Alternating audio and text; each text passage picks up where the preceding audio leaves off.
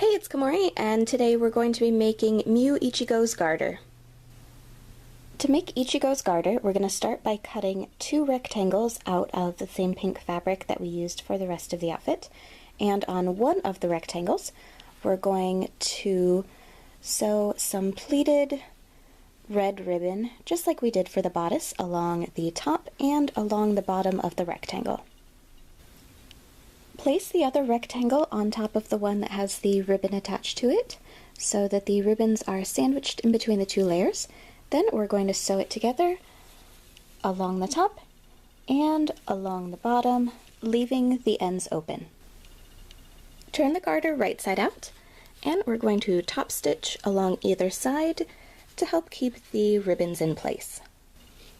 Cut a piece of elastic to the desired length. Then we're going to insert it into the tube and secure the elastic on each side by sewing it in place. We're also going to zigzag along the edges on either side to keep them from fraying. Then fold the garter in half and sew it together along the side. And with that, Ichigo's Garter is done. For more videos on how to make the rest of the costume, please subscribe, and thank you very much for watching!